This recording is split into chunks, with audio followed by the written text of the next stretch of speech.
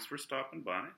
We've got another story to tell you this morning, and I'm going to share a little bit about Jane Margaret Nelson Tidwell, who is my maternal great great grandmother.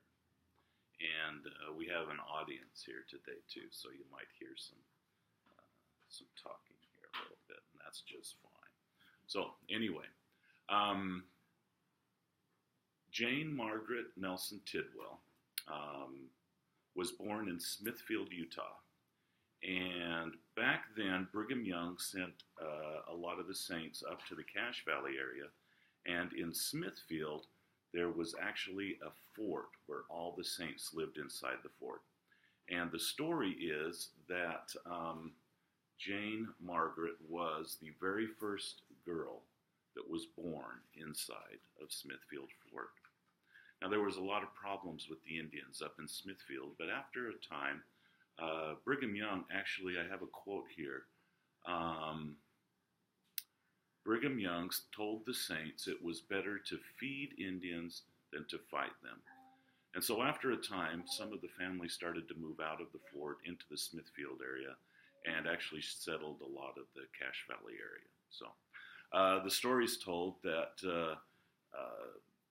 Jane Margaret was the 10th child born into her family, and she was also the first girl.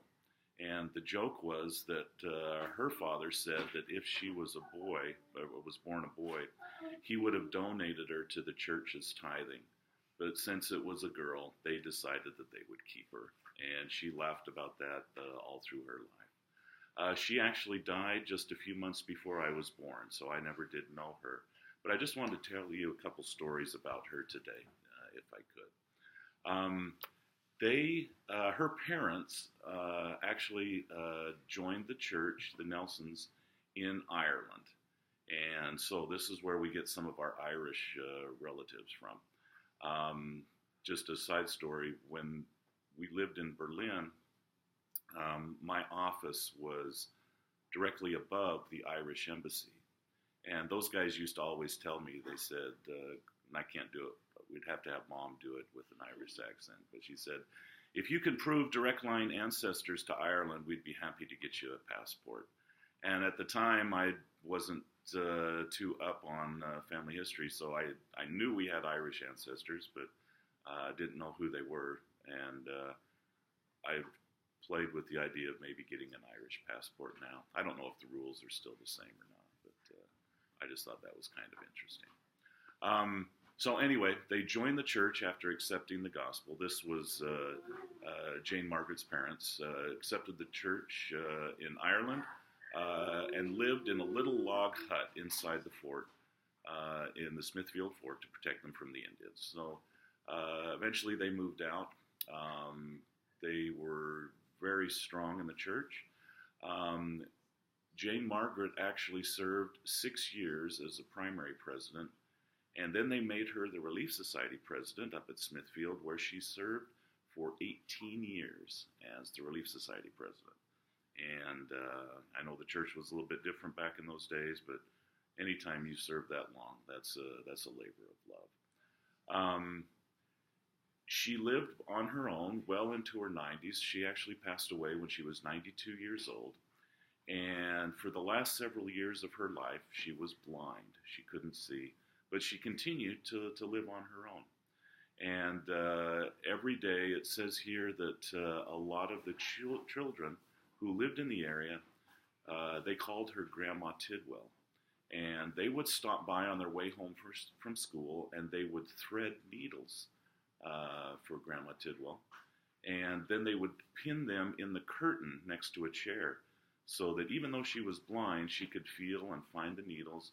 And she did a lot of sewing and a lot of crocheting. It says that in one of the accounts I read, she would make socks. It says she knitted hundreds of pairs of socks for soldiers in World War II. And she did a lot of crocheting.